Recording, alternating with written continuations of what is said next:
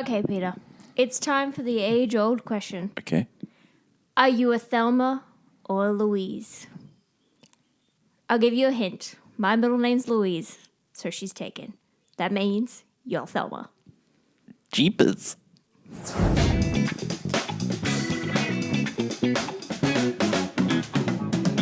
Welcome to Pete and Hannah's Watch List. I'm your host, Pete Mitchell. I'm here with my great co-host, Hannah. Hello, people. Hannah, we're here today for AFI Redux, where we're trying to create the ultimate AFI list. And on today's show, it is Thelma and Louise. Louise. Hannah Louise. Hannah Louise. Hannah, have you seen this movie before? Yeah. We did a Ridley Scott drafting. We did. Yes, and I got to watch it the first time, and this is another time I've watched it. We watch it on an Australian subscription service called Stan. You can also rent it on Amazon Prime and Apple TV. So, yeah, there you go. It could be on MGM Plus too in the States, but I haven't checked that one out. The IMDb for this one is 7.6. The Rotten Tomatoes is 87. Letterboxd is 4.2. The elevator pitch. You and your mate go on a trip, but things go horribly wrong and get out of hand quickly, and you go on the run together. Can you survive? Will the friendship survive? We find out today in Thelma and Louise. What a director that directed this movie. Oh, my God. He's one of our favorites, Ridley Scott. Now, we've done Ridley on the list before. We did Blade Runner, which is still on our list as well. And what a director. Like The Duelist. What a movie that is. Alien. We tossed up Alien as part of the list as well. What other great movies did he? He's done like Matchstick Man, Kingdom of Heaven, director's cut, Gladiator. Yeah, Martian. The Martian. And our personal favorite, House of Gucci. With a little last duel action. Last Duel as well. Yeah, Napoleon, unfortunately. He's done Alien Covenant and all those Alien movies. Not Alien Covenant. What was it? Prometheus. And he's recently giving us Dog Stars. Yeah, which comes out, if you're listening to it this week, comes out this week in cinemas everywhere. This is written by first-time writer Callie Curry. Now, Callie Curry was a music video person. Oh, yeah? And she was going home from a shoot, and she took 6 months off and wrote this script. It was the first ever script. She was going to direct it herself, but one of her friends passed it on to Ridley Scott's production company. Ridley Scott goes, yeah, this is good. Bid $500,000 for it and got it. And he was going to make the movie. He he was sort of like not directing at the time. And then, got the itch and decided to come on board. So he was produced by Ridley Scott, and also he's producing part at the time, Mimi Polk Gilton. Cinematography was Adrian Biddle. Now, he was English and worked with Ridley Scott. The last movie he did was V for Vendetta, and then he passed away. But he did Aliens with James Cameron. He done Princess Bride with Rob Reiner. He had done 1492 with Ridley Scott. City Slickers, Event Horizon, The Mummy with Stephen Sommers. A great little career that he had. That was the director of photography. The editor for this movie was Tom Noble. Now, Tom Noble had worked with the great Peter Weir with Witness and also Mosquito Coast. He worked with other great people. Ridley Scott on this. He worked on Final Analysis. He worked on The Hudsucker Proxy with Joel Cohen. Martin Campbell, who did the James Bond movies, but he did the Zorro movies as well. So this guy helped him with the Zorro movies. He worked with Fred Skipsky, and he had also a great career as well. Music, Hans Zimmer. Well, Hans Zimmer. Where do you start with this guy? He's currently working on the Dune franchise, but yeah, just what an absolute brilliant career. Rain Man, Driving Miss Daisy. He did this, he did The Power of One. Then he did The Lion King. Yeah. He did Crimson Tide with Tony Scott. He did The Thin Red Line with Terrence Malick. He did Prince of Egypt. He did Black Hawk Down and Gladiator with Ridley Scott. Also Last Samurai. The Simpsons movie. Just knocking it out of the park. And then Nolan. Of course, Nolan. He was a long-time collaborator with Nolan. Yeah, that's true. Up until...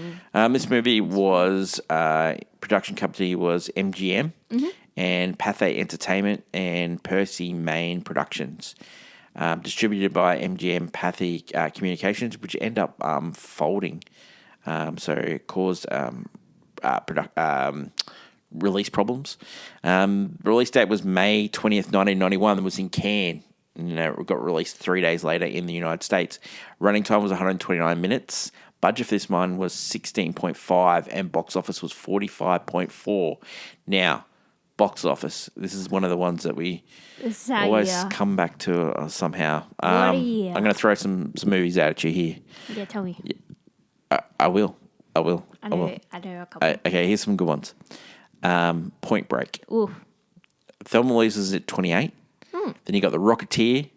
You got New Jack City, Bugsy, starring the great Warren Beatty. Doc Hollywood, which I've brought up many times in this podcast. Boys in the Hood, John Singleton's first movie. Wow. My Girl, The Last Boy Scout, which is written by your boy, Shane Black. Yeah.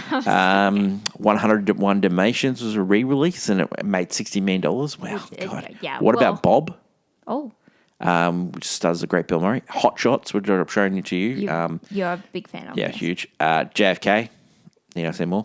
The Prince of Tides, directed by the great Barbra Streisand. Star Trek 6, which is The Undiscovered Country. Backdraft, check that jaw for heat, Tim. Teenage Mutant Ninja Turtles, Secret of the Ooze, only made 9 months after the original. It shows. Cape Fear, which is Martin Scorsese. Fried Green Tomatoes. Naked Gun, 2.5. The Smell of Fear. What a great movie that is. What a great title. Father of the Bride. That's a great remake. Sleeping with the Enemy, which I've brought up many times in this podcast. Julia Roberts was on a heater at that stage. The Addams Family. Brilliant. Hook. Incredible. One of a personal favourite on this podcast. City Slickers, The Silence of the Lambs, which is on the AFI Top 100 list. Jonathan Demme movie. Beautiful. Robin Hood, Prince of Thieves. Also mentioned many times in this podcast. Alan Rickman, with a spoon. Yep. Terminator 2, Judgment Day, and the number one movie of 1991 was Beauty and the Beast. Number one in the field, number one in your hearts. That is Beauty and the Beast. That is Beauty and the Beast, all right. Tales old as time, baby. Tale as old as time. Okay, so we talked about the development that it went into. Other directors that were up for the role were Richard Donner, Kevin Reynolds, and Bob Rafelson. Wow. But Ridley Scott got talked into it by the original Thelma. That was going to be Michelle Pfeiffer. So Michelle Pfeiffer and Jodie Foster were going to be the two ladies playing Thelma and Louise. They accepted the roles and they were like all gun-ho and they ended up dropping out. Pfeiffer dropped out first to star in Love Field. Never heard of it. And Foster dropped out to star in Silence of the Lambs, and she won her second Academy Award for it. It worked out. Pfeiffer said she regretted passing on the film. 100%. Huge regret. It would have been core Michelle Pfeiffer. Meryl Streep and Goldie Hawn were offered to play the leads, but they end up dropping out during the schedule conflicts, but they end up coming together with Death Becomes Her. I'm glad that was a good movie. I like that. Good as good as this movie. Good stage show. Gina Davis pursued this relentlessly and ended up getting it. And Susan Sarandon was ultimately chosen as well. Scott convinced friend Harvey Keitel to play take the role of Hal. Yeah. And because the two had previously worked on The Duelist, which is Scott's first film, which we have watched, and it's a fantastic film. Bit of a copycat of Barry Lyndon, but That was Ridley's thing. love it. Bread and butter for a while. Davis recommended her ex-boyfriend Christopher McDonald to play the husband, and Scott wanted Michael Madison to play Harlan, but he did not want to play the attacker, so he played the love interest of Susan Sarandon. Oh, yeah. The original person to play JD, which is Brad Pitt's character, it was going to be William Baldwin, but he pulled out. So then they went through a audition process, and they auditioned Christian Slater, River Phoenix, George Clooney, Robert Downey Jr., Mark Ruffalo, Grant Show, who was the star of Melrose Place, John Mellencamp, singer, Dylan McDermott, James LaGrosse, and Delma Mulroney, which is the same person as Delma Mulroney. You've never seen him as the same person in the same room. They're very, very similar. They're similar. They all tested, but they chose Brad Pitt. Now, originally, Ridley Scott didn't want to do Brad Pitt because he thought he was too young, but kind of works. It kind of works, and it's launched Brad Pitt into stardom. It did. Principal photography took place in June 11, 1990, and concluded August 31st, 1990. And it was shot primarily in California and Utah. Yeah. The Grand Canyon scenes were filmed just south in Point State, Utah. So there you go. Okay, yeah. Soundtrack. Pete Haylock on the slide guitar contributed to the Thunderbird, the theme music, in addition to Glenn Fries, who was one of the original band members of the Eagles. Part of Me, Part of You, which is the theme song of this great movie. Some of the great artists of the time, Martha Reeves, her song was written by Van Morrison. Tony Childs wrote House of Hope. Marianne Faithfull, Charlie Sexton, Grayson Hugh, which is the great Grayson Hugh, who Talk It Over in Bed. But this one he did I Can't Tie You Away From Me. B.B. King, Michael McDonald, The Temptations, Johnny Nash. Yeah, so great soundtrack. I think it was a very curated soundtrack that really evolved with the movie as well. 100%. Yeah. I love at the start, like a lot of the songs are about the country singer, women trapped in relationship kind of ones, and then it evolves into something more. MGM Pathé had massive financial turmoil, so Pathé still exists, I think. Huge box office for video, massive. 380,000 copies when it first went on sale. Most rented movie of 1992. I mean, everyone heard of it, I guess. There you go. Especially, Rightio. Okay, so let's just go through some of the cast members here. Susan Sarandon. Now, we love her. Probably most famous for Bull Durham. Really? Yeah, she was great. Not as Janet in Rocky Horror Picture Show. Yeah, that's true. But she wanted Speed Racer's mum. Speed Racer's mum. She had a great early career, but I don't know, maybe The Client. That's another one. She won her Academy Award for Dead Man Walking. Or she's the evil enchantress character in Enchanted. Yeah, as well. That's true. She's been cancelled recently, of course, because of her anti-war activism, especially for her pro-Palestinian views. And we all should be on the side of that. But she's someone that stands by her morals. She's very strong, feminist. She is. Yeah, she's always been a great actress. She's always good. Yeah, Susan Sarandon's in that movie. At least you're getting a great Susan Sarandon performance, even if she's phoning it in. Yeah, 100%. She's just that good. Yeah, yep. She's constantly fighting for the little guy. So yeah, in The Client. mostly now you can see her in her TikTok videos of her son, who plays on the fact that his mum is Susan Sarandon and his dad was Tim Robbins. So there you go. Wow. So she's always starring in those. There's one famous one with Susan Sarandon and Martin Scorsese are the two Nepo babies working The together. Nepo baby children working with it. Yeah. Yeah.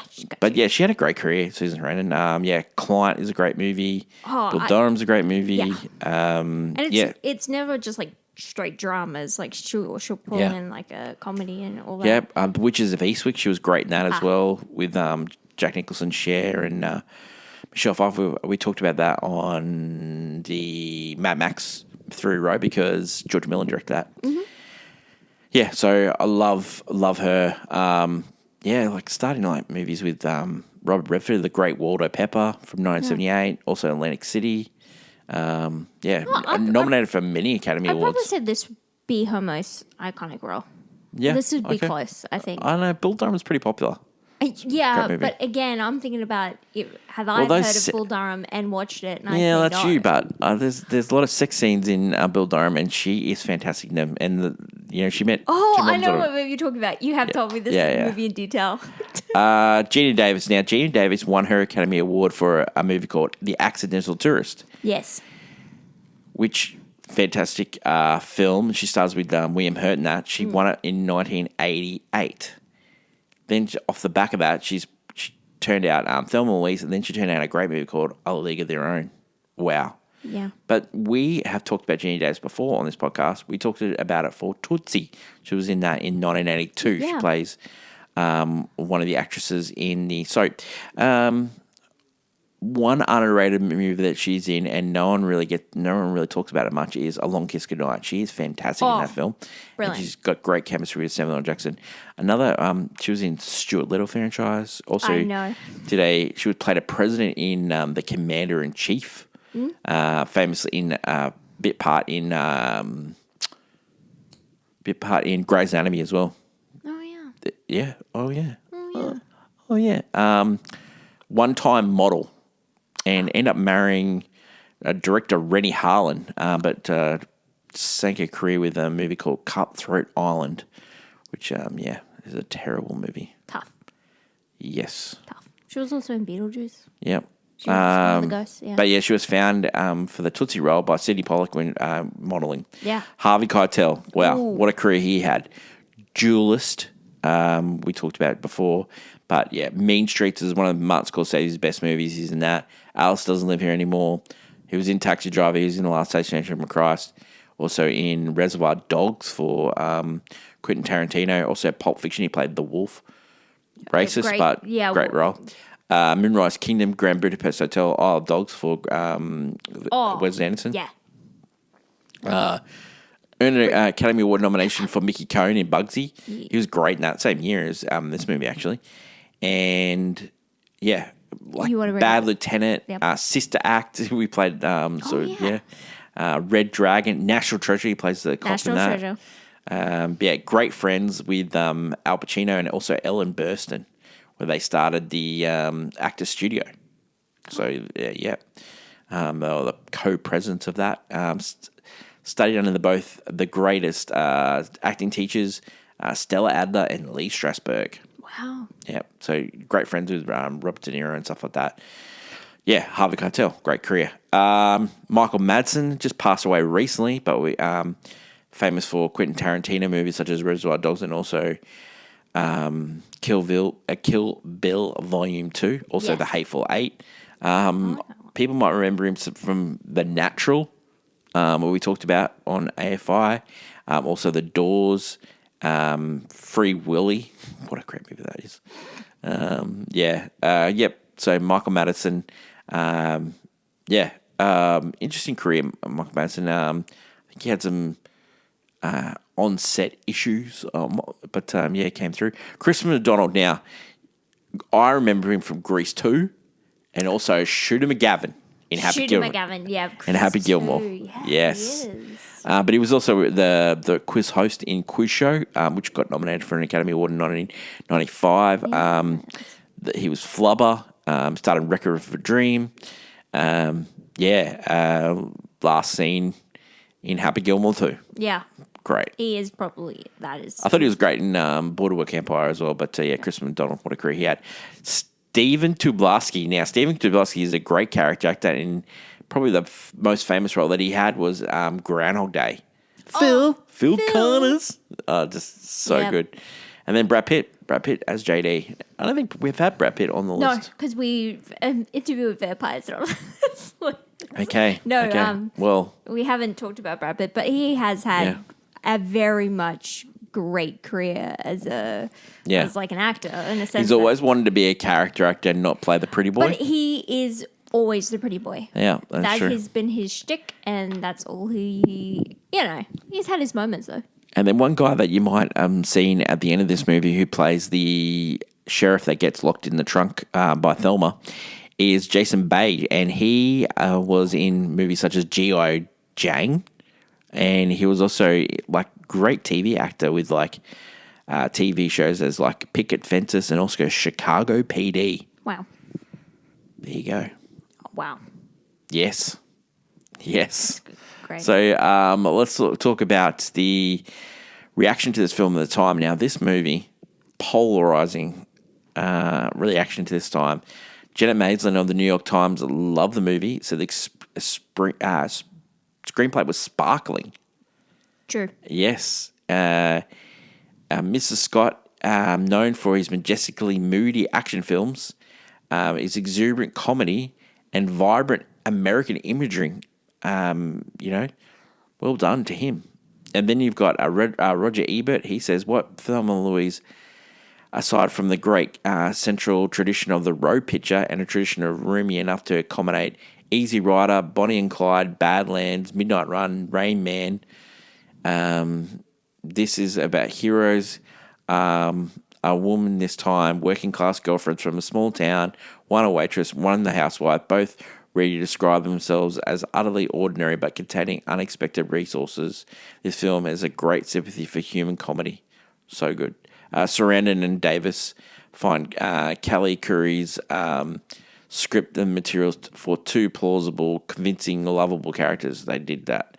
But there was a lot of people that were very, very critical of this movie because of the depictions of men that are unfairly negative. Boo. Well, I will say men are jerks. And as a man myself, I know where we can be really, really jerky. And, having some women take revenge a couple of times in one movie over the last 40 years, I think we can get away with that one, The unethical in male driving movies provoked a similar level of backlash. No, it didn't. It did not. It just did not. It did not. It did not. Also, what about the women depicted in all those movies? Come on. They're not written well. Curiousoft pointed out that the character of Hal Slocum, who shows empathy for Thelma Louise, is the moral sense of the audience. And so, they wouldn't have had those in those movies for a female character with two males on the run. So, anyway, Hollywood's tendency to portray women as bimbos, whores, and nagging wives.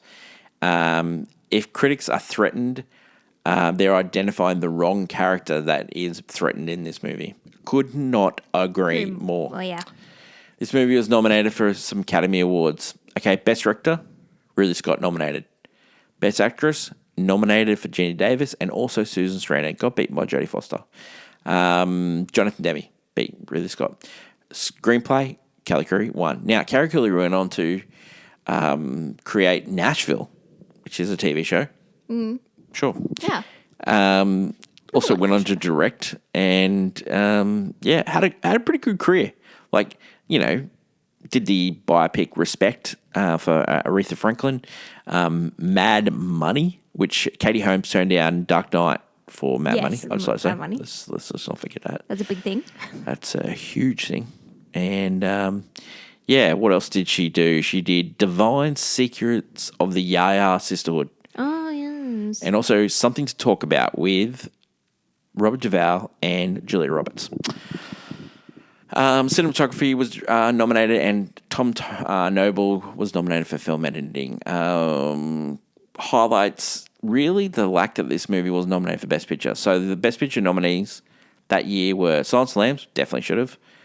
Beauty and the Beast, definitely should have. Bugsy, definitely should have. Great. One of the best gangster movies of all time. Great movie. JFK, sure. and it should have won. And Prince of Tides. Now, I love Prince of Tides. It is one of the great onset stories of all time, that movie. But no way that should have been nominated over the Thelma Louise. Absolutely no way. Anyway, that's my opinion.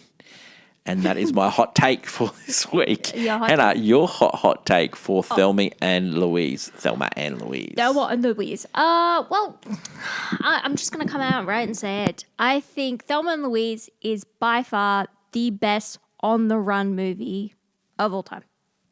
Wow. I'll come out and say. Now, wow. There's a lot. So you're saying it's better Yep. Go than for The Fugitive? Yep. You're saying it's better than Butch Cassidy and the Sundance Kid? Yep. 100%. Wow. Bonnie and Clyde, all that. Now, Bonnie and Clyde as well. I probably would.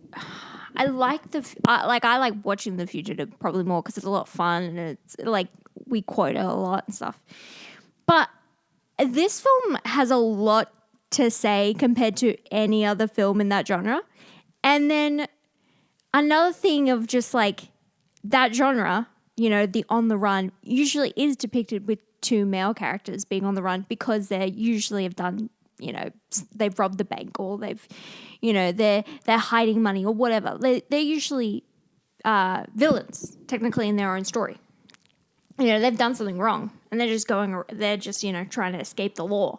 We're rooting for them because, of course, stick it to the man. This movie, these two women were just trying to have a good time. Unfortunately, didn't go their way, and it spiraled out of control. And they just had to keep going. And I just think it's so powerful. I was like, even though I might enjoy Fugitive, watching that more, this movie has a lot more to say than The Fugitive does. The Fugitive is just a fun, and a lot of those others, like Butch Cassidy and Easy Rider and all that, are like, they don't have anything to say except, do these people succeed in their dirty crimes? This movie has a lot to say about how women are put in place. Like, these two are so scared because, they know the system won't, go their way. Like, immediately you've been attacked, but it's like everyone would think you're the villain, not the victim. And they immediately have to go on the run. There's no chance of trying to talk their way out of it. And it's true. And I just think you're rooting for them more than, say, like Bonnie and Clyde is like a really bad example of like, these are actual criminals. Mm-hmm. Like I shouldn't be, I'm not rooting for them. Okay. These two girls. All right. I'm rooting for them. No, you're rooting for them, but Bonnie and Clyde's a great movie. It doesn't, I'm not saying it's not, but I don't You're think saying it this has. is the greatest road movie. I'm saying it's on the run. Yeah. You're saying it's the greatest on-the-run movie. I'm saying because it has a lot more to say than just two people on the run. Do they make it out alive? Yeah, I know it has a lot to say, but you're saying that this is how good this movie is. Yeah. I love it. I love it. I generally think because I feel like it took the barrier and just broke it. Now, I'm going to play devil's advocate here. Of course. One of your favourite movies, I know. But you are in the bag for Ridley Scott. You are in the bag. Okay. If you could be a member of any family in the world, it would be the Scott family. You love Tony. Yeah. Okay. Valet Tony. And you also love Ridley. Yeah. If you could... I'm pretty sure if you could meet any director in the world, you'd meet this guy. You know what's crazy? He's got great stories. Yeah, him or Spielberg, because I'm in the bag for that guy. Yeah. But I do think it's crazy that he directs this movie, right? Which is like such a feminist film. Like really empowering women. Yeah. Almost the woman fantasy in some ways, trying to get away from stuck in lives and stick it to the man. Like, amazing. Then he goes on later, not that many years after though, to direct Gladiator, which I would say is the male fantasy of always thinking they could take over Rome. But I will say this for Ridley Scott. I'd love that he could go. He is a really big feminist, right? I'm going to throw it out. Alien. Sigourney Weaver, one of the greatest. I know, written people think of female characters of all time. People think of Aliens when they think of her character, but here's another movie. Alien. G.I. Jane. Oh, I like that movie. G.I. Jane. Hannibal, which is his version of the makeup of the Silence of the Lambs, which is funny. He was like, I wish I did Silence of the Lambs that year. And then he does The Last Duel. You know, and crazy enough, which is really funny. It's a film where it's about these three people have perspectives of what happened, and the two male perspectives are considered wrong, and then the female perspective is the truth in that story. And the fact even that House of Gucci is kind of like a but not only that, but what about Napoleon as well? He putting in Vanessa Kirby. Yeah, as the ruler of France. Yeah, that was his take on it. But anyway, sneaky good feminist, old Ridley Scott. Not the greatest, but he's done. He's done. Yeah, and you know another great movie that he did, A Good Year, with Russell Crowe. Fantastic movie. That is. Hey, if you're saying I'm in the bag, this guy. I'm in the bag. You're in the bag too. All right, let's get on to Pete and Hannah's review, and let's start with the scene breakdown for Thelma and Louise. We see Thelma and Louise talking on the phone. They're getting ready for a weekend getaway, the two of them. Mm-hmm. Thelma is actually quite scared to ask her husband, Daryl, about going away this weekend. Chris O'Donnell plays such a jerk in this movie, and he does it so well. Yeah, Daryl's very good at it. Controlling and disrespectful to Thelma. She's great names in this movie. Hal Slocum, Daryl Dixon, and you get to see Jimmy Lennox. Great American names. You get to see, and Louise is kind of living alone, has an on and off again boyfriend named Jimmy. Yeah. You get to see Thelma end up packing, including Daryl's gun, then leaves a note for him to read later by the microwave. Mm-hmm. Hopefully, he gets his dinner. Louise picks up Thelma, who is worried about getting hurt. Like the classic thing of women thinking, like, no matter where you go, a serial killer is going to be after you. Yeah. Very real. And it's funny because Silence of the Lambs, same year. Anyway. Yeah. Which is true. And she ends up, Thelma shows Louise the gun, but Louise tells her to put it away because it's a very dangerous weapon. Yeah. They end up making a stop at a roadside bar. Mm-hmm. Thelma is starting to let loose. And a guy named Harlan tries to flirt. Harlan Puckett. This guy is played by Timothy Carhart. Now, I don't know if anyone caught this, but Timothy Carhart's he plays the celloist in Ghostbusters that's going out with Sigourney Weaver. Wow. And Peter Venkman does that good spin thing, and he's like just classic Venkman. But Timothy Carhart, there you go. But he's a good character actor. He's been in a lot of stuff. Flirts with Thelma. Mm-hmm. They, the two women think about their men back home, but decide on the fun and staying in the moment. So she becomes tipsy, right? Is she drunk or did he drug her? It's hard to tell because I think he did. I think he drugged her because he's like feeling for the pulse and stuff. He was like spinning her around. Too. Yeah. I think he drugged. I really do think he drugged her because it's a common occurrence. Unfortunately, Thelma starts dancing with Harlan. She ends up not feeling well, and Harlan takes her outside. Yep. Harlan starts to assault her, and that's when Thelma starts to assault Thelma, and luckily Louise gets Daryl's gun. Thelma starts to fight back. And then he does not accept that at all. And then Louise comes into the picture. She comes into the picture with Daryl's gun, threatens Harlan, and puts the gun to his neck. And when Daryl continues to speak as the pair are leaving, that's when he does the old suck my D. Yeah, Louise ends up shooting him. Yeah. And they make a quick exit. Which is a great mirth later when Gina Davis is remembering back to that time, and it's not funny, Thelma, and I know it's not funny. Yeah, they're still dealing with the trauma of that moment. Thelma wants to go to the cops, but Louise knows it will look bad for them. Oh no, because it wouldn't have mattered what they said. Because it looks like she was partying with him the whole night. Yeah, went outside, and so then they later talk about this, but. You know exactly what would happen. Louise would have spent the rest of her life in jail, and Thelma would have been seen as a pariah because she caused it. Yeah, she caused it. And another thing is that Louise also has had trauma in the past. Past, so she feels like she knows exactly how to deal with this.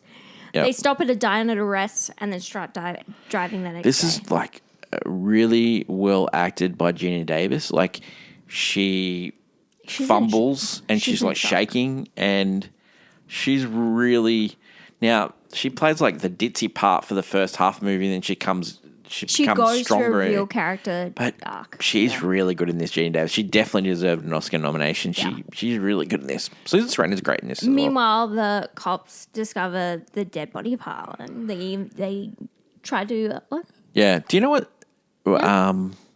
What the whole highlight of this movie is? There's two things, right? Yeah. I think it's the chemistry.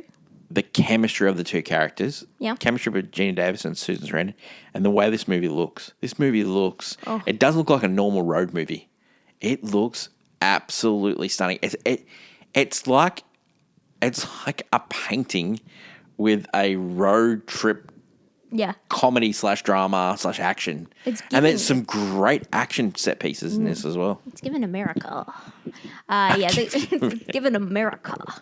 And the FBI also get involved in the case as well because played by Stephen Tobolowsky. He's FBI agent Max.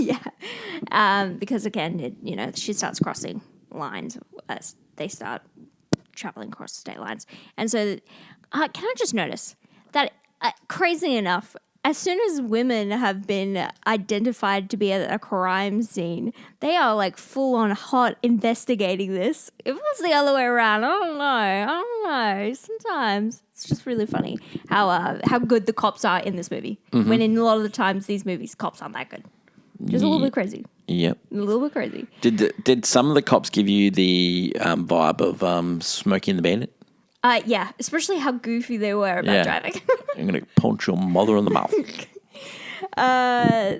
And they do know that the girls were driving a Thunderbird convertible, a 1966 Thunderbird convertible.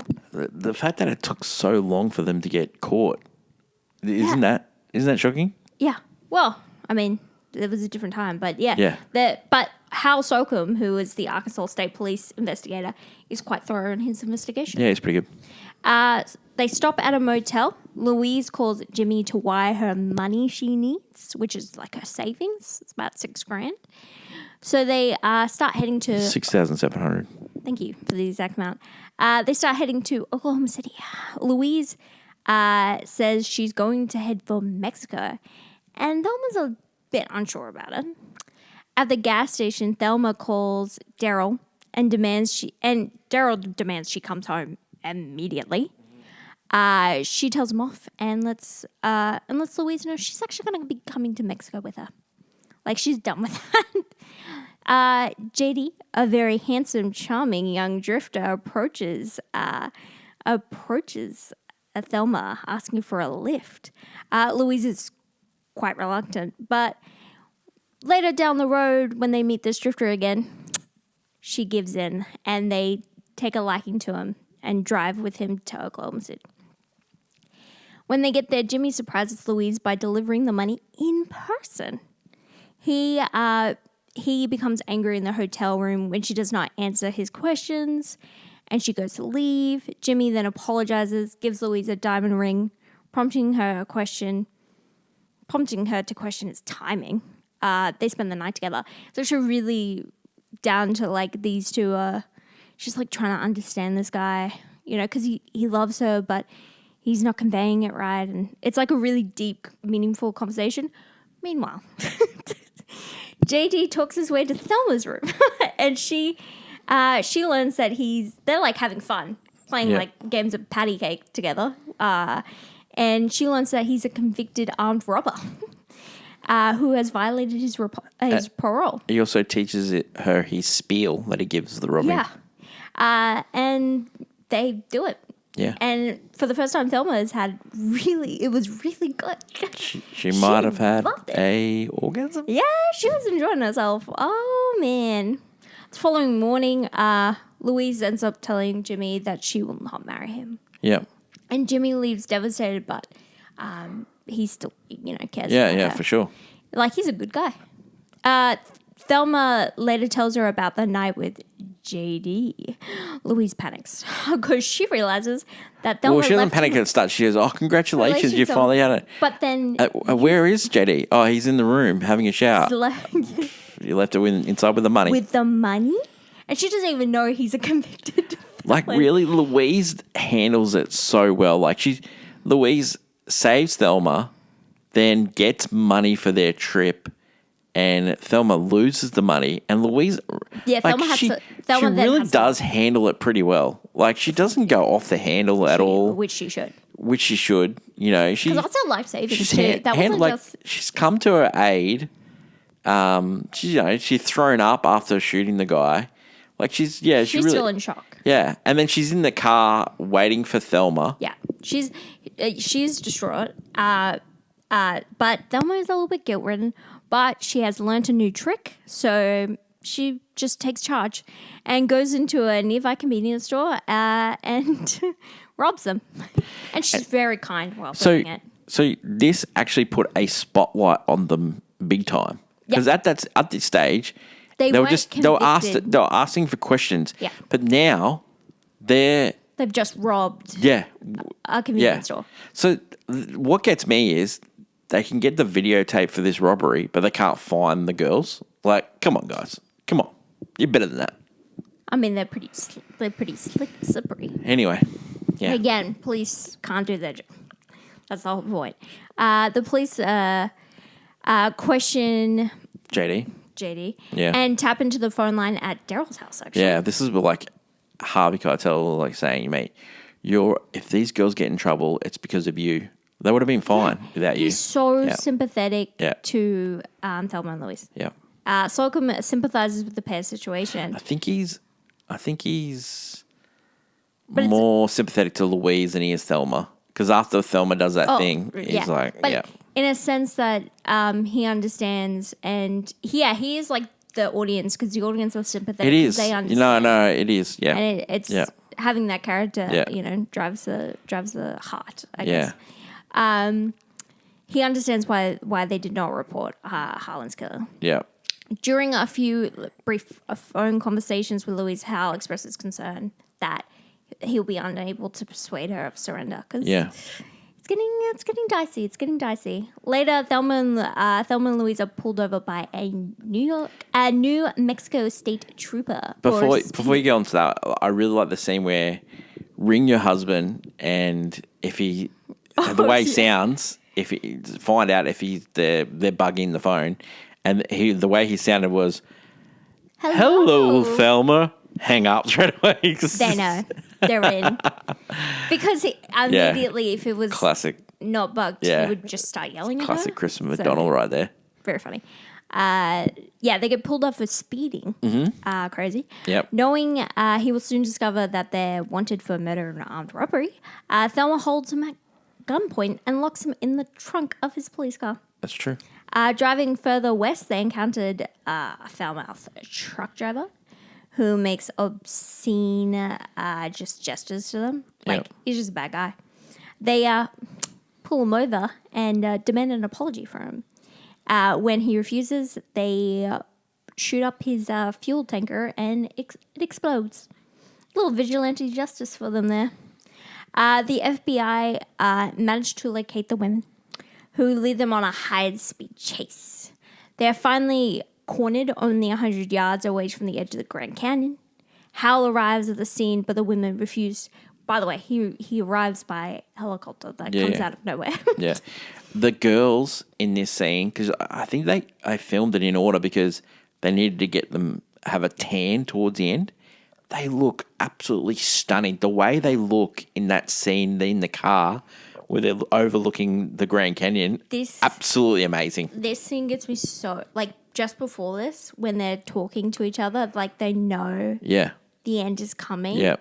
That scene so before emotional. Where you're gonna be with me to the end, aren't you, Louise? And she goes, I'm with you to the end. You're not gonna take a deal, are you? It just really, great buddy film, great road, They just great on the run film. Like it just, this has to be on the list. Like I know it was nominated originally. It you know, I know it was named, you know, top 24 heroes in heroes and villains, but this movie has to be on the list. It's just so good.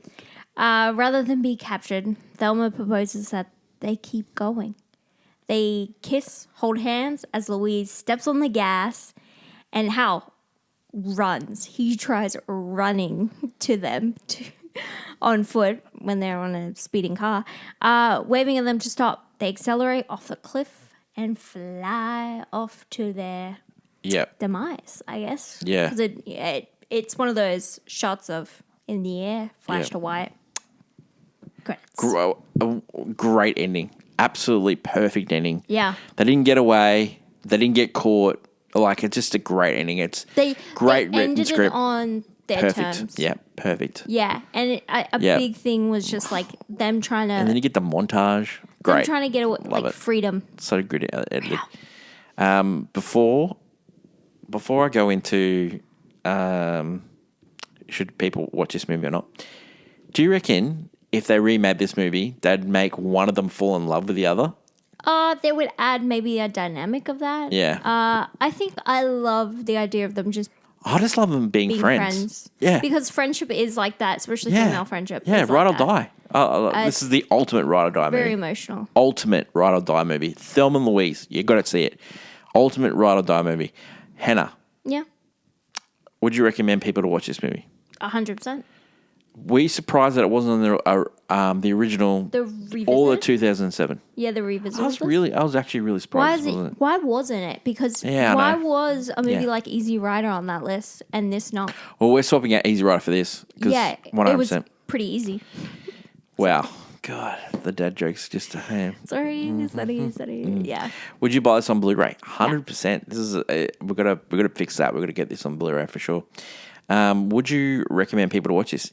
This is 150 billion% certified watch. Yeah. Great. Would you watch this movie again? Yep. Oh, yes, please. I'd watch it right now. And a rating for this one? I'm close to leaning on an all-time classic. I don't know about you, but I'd be willing to go down. But depending on you. No. I just feel this is I am saying this is the greatest buddy film. Yeah. Greatest buddy film. It really is. I mean, it's the ultimate ride or die movie. This is an all-time classic. You need to watch this movie. If you've never seen Thelma Louise, put it on your list. Fix that on now. Your list. High recommendation. Great. That's the end of today's episode. Yes. Thelma Louise. Watch it.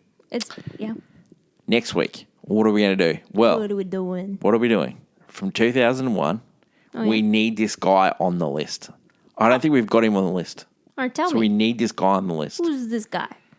We need Denzel Washington and his greatest performance, Academy Award-winning performance, in Training Day. Wow.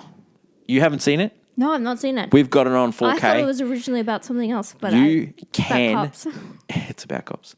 You can stream it in Australia on Stan, and you can also rent it on Apple TV, also YouTube and Amazon Prime. Wow. Good stuff. Originally, when I heard the movie was called Training Day, right? I thought it was about sports. No. It's not. It is definitely not about sports. It's not about sport. You'll have to find out. You'll have to find out next week. That is it for today's show. Leave a comment down below if you've seen Thelma Louise and do you think it should be on the list? And do you think it's the best? And if you say no, don't forget to like, follow, and subscribe. And until next time, thank you, Hannah. Thank you to the audience. Long live cinema. And until we meet again, it's bye for now. Bye.